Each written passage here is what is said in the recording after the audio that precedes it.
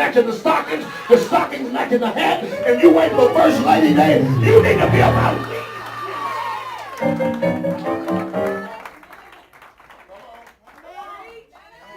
As a matter of fact, ministry is about putting on the hard hat. Because lives are laying in the balance. While you having tea with the girls or coffee with the boys, people are dying because we are not addicted to ministry. I really wish I had time. When we think about addiction, we think about everything else.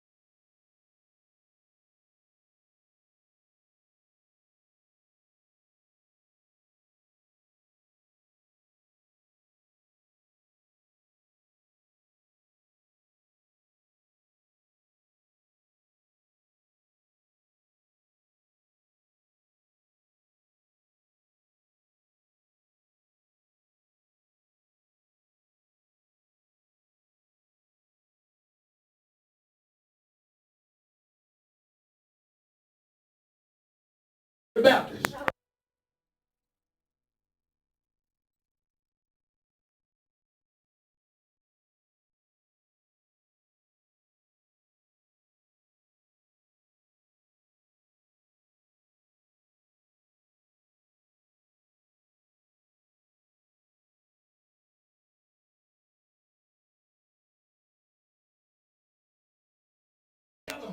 A membership drive.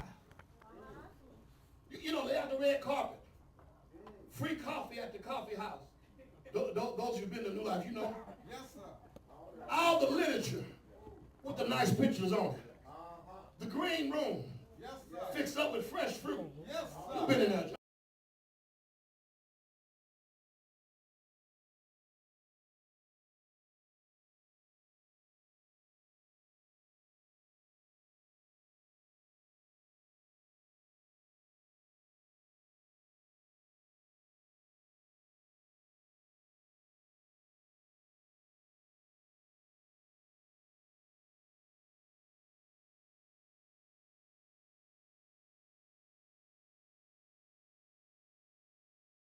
Being sick, but I'm sick of them testimonies. You ask somebody how they doing. I'm good. I'm blessed. I'm thankful. No, baby. Ask me how I'm doing. I'm gonna let you know all hell breaking loose. You know why? Because I'm anointed for this cause. I'm saved for this cause. I'm sanctified for this cause.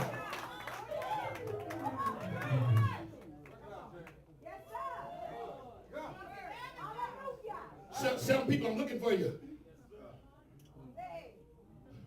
I heard somebody say, I'm on, I feel you.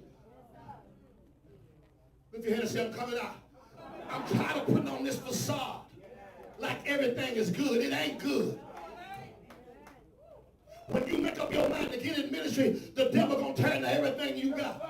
Listen, this is what the Lord told me. I was testifying about something one time, and then the very thing I testified about, the devil attacked it. And I started crying.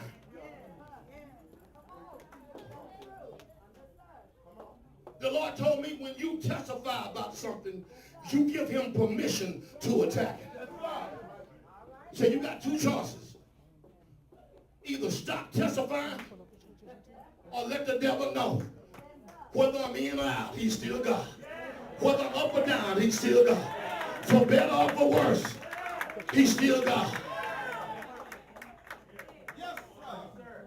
So I'm not going to stop testifying. I want the devil in hell to know that God has fulfilled purpose in my life. Let me close. So Paul was talking here to the heathen church. Folk that didn't have it right. And he gave them a comparison. He said this particular family just got saved. But they have addicted themselves to the ministry of the saints. Watch this. He didn't say, I addicted them. He said they addicted. I'm sick of folk that somebody got to pump you and prime you to do what God called you to do. If I got to push you to do it, it's a good chance God didn't call you to do it. Because if you are addicted to what you're doing, you will do it anyhow. Don't nobody have to force you to get out of bed to pray if God has called you to pray.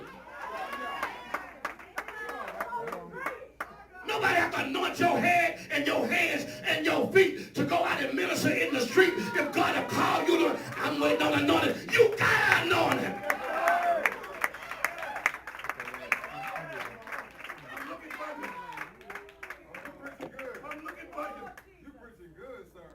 This ain't glamour.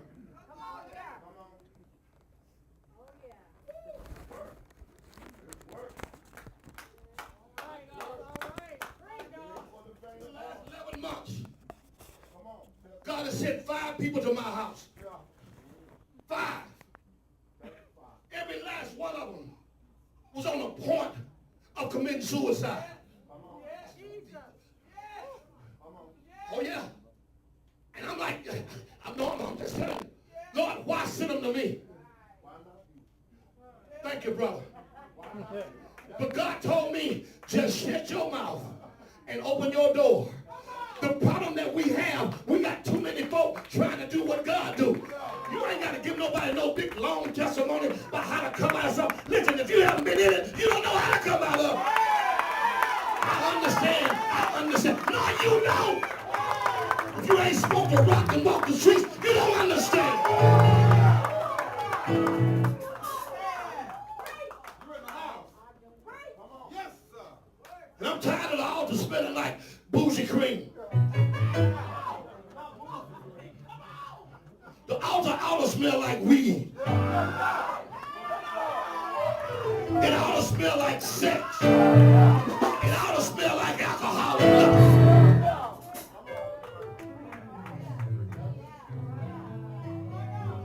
I gotta go. Listen to my heart.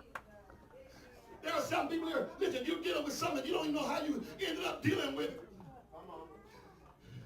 But God said, I chose you because you are made for this.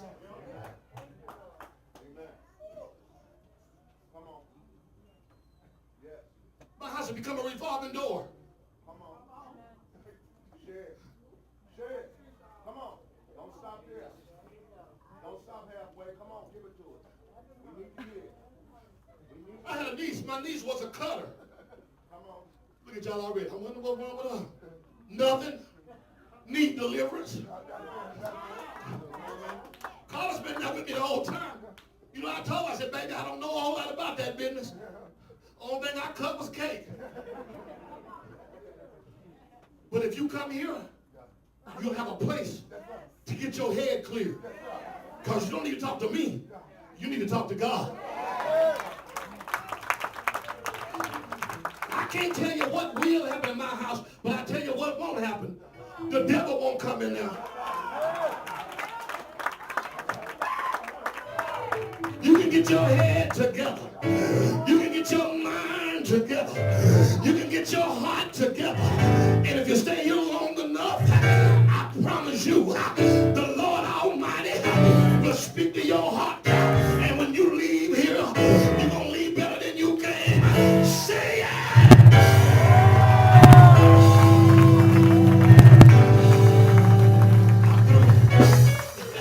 I got to go. I just had to get that one out. It's become a revolving door. Paul spoke to them about being addicted. Watch this. And that's why you're experiencing what you're experiencing.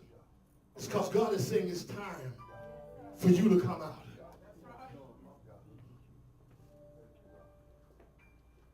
You're here. And I want to pray for you. You know what happened to Paul when he accepted his call to ministry? Who really knows? Let me tell you. All hell broke loose. Then as Paul was, he wasn't playing when he said he was the chiefest of the sinners. Paul said, I wasn't just a dog, I was a dirty dog. Let them cute folk looking at me funny. You better hope if you're in ministry that you got a Saul-like story. You better hope you got a before and after. The only way you can be effective in ministry, you got to understand what folk are going through. I don't know why they do what they do. You ain't got to know why they do what they do. You just let them know why you do what you do.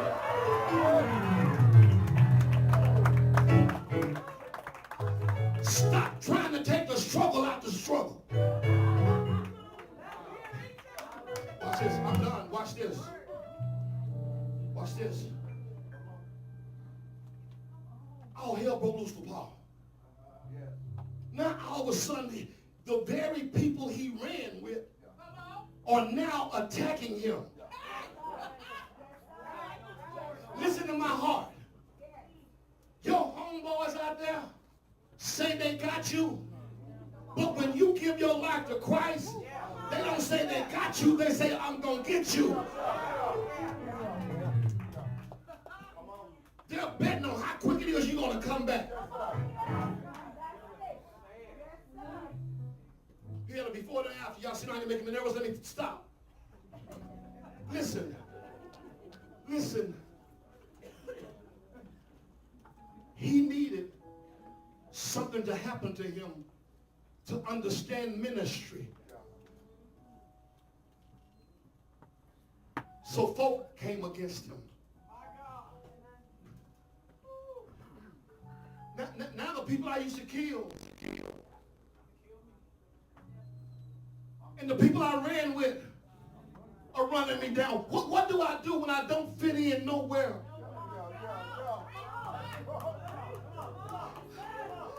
I can't quote scriptures like somebody else. I can't sing. What is it that God has for me? Listen, your ministry will raise up in the same place your misery laid down.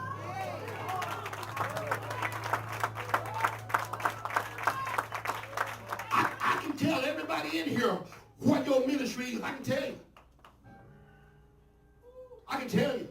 You know why? Because God used your before to train you for your after.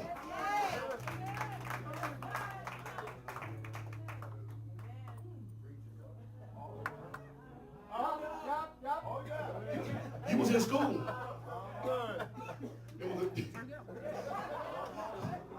Y'all pray for me. Them were the good classes.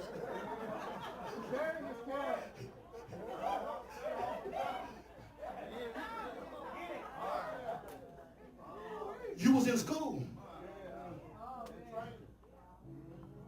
Right where you failed is right where God is finna lift you up. And today you're coming out. Let me close with this. Our church is predominantly white. White church, you can't preach after 3 o'clock.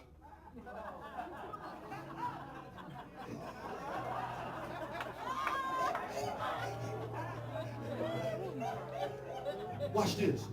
So now Paul is arrested.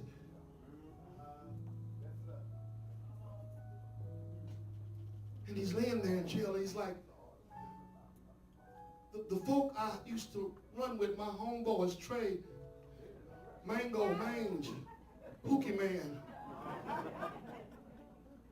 Now they don't like me and they are against me. I'm in jail, and then the people that I say I'm standing for, nobody has come to visit me. I'm by myself.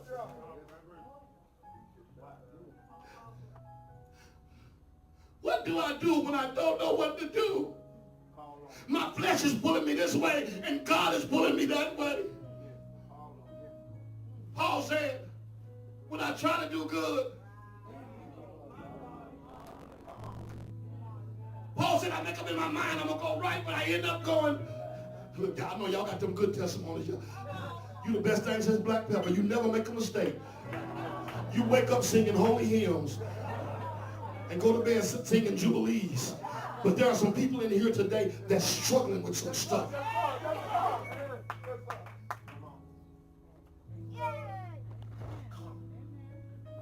Don't you dare come in this line if you're not serious.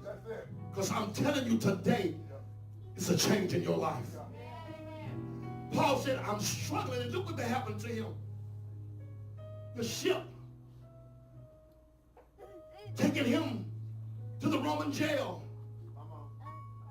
And finally Paul submitted, okay, Lord, if this is it, this is it. But that wasn't enough that the ship was taking him to jail. A storm came. Rockadon.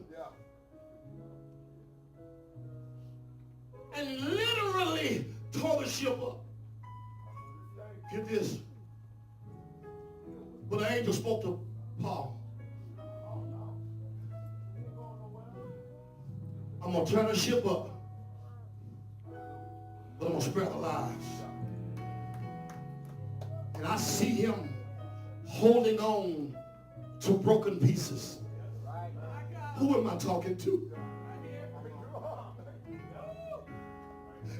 What do I do when God is saying one thing and I'm seeing something else? What do I do when God is saying victory but I'm seeing defeat? What do I do when God is saying go on and I'm seeing stop? What do I do when man is saying give up?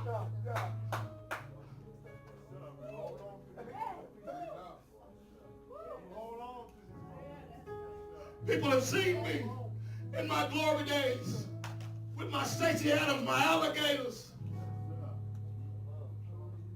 They don't know.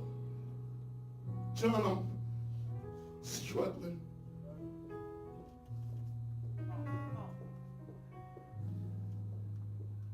I'm dealing with internal fortitude. James, it is causing me, I got to go, y'all, to struggle. The Lord told me to tell you, hold on to broken pieces.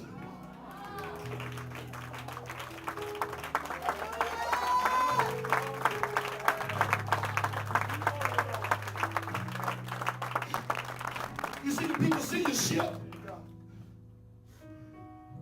but when you fall, they don't see the broken pieces. Ended on a island, a little small island. Some theologians say about 32 miles long at its greatest, a little small island.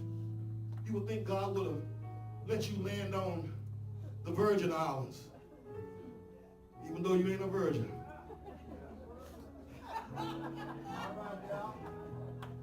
Land in Hawaii. No. Little island. called militia. But watch this. And even when he got there, trying to build a fire. Watch this. The Bible said there were barbarous people there that accepted him. And you know the sad part about it, sometimes when you're going through something, the folk in the church won't accept you, but barbarous people, sinners, some people call them the world, folk outside the church will understand you when folk inside the church will persecute you.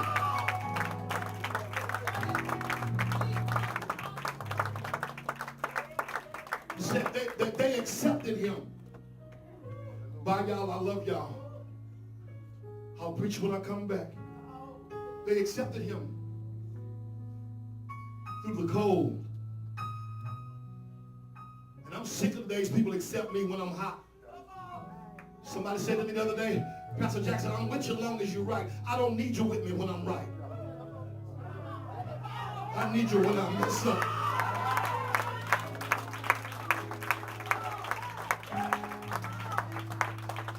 I don't need you to pray for Pastor Jackson. I need you to see Kent. I don't need your help when I got money. I need somebody to help me when I'm broke.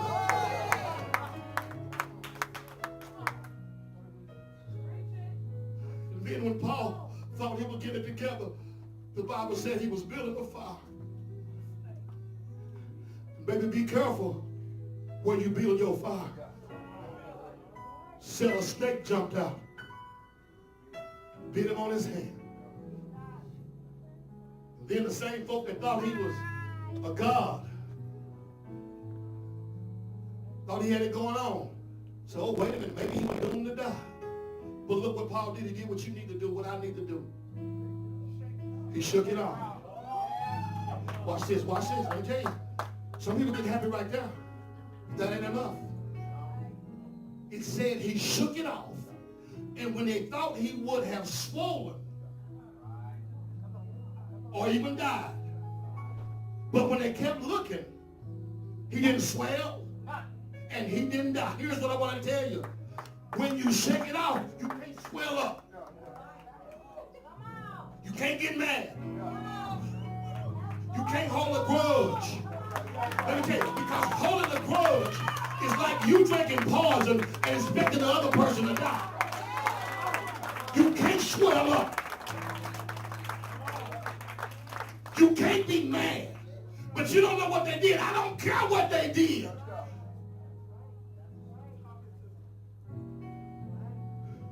Callers, they didn't die. Can I tell you something? Whatever you were going through, it didn't kill you.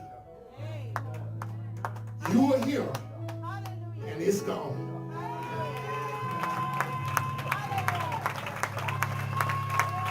I'm through 7 people. Come on right quick. I got to pray. I got to get out of here. You're here. You know I'm talking to you. Come quickly.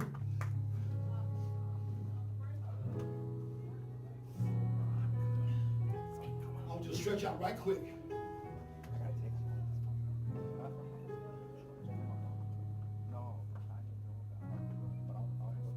Listen, and I don't want no deep folk coming up here praying for nobody. If you're deep, if you're not a prayer warrior, you just sit right where you're at and just enjoy your cool time.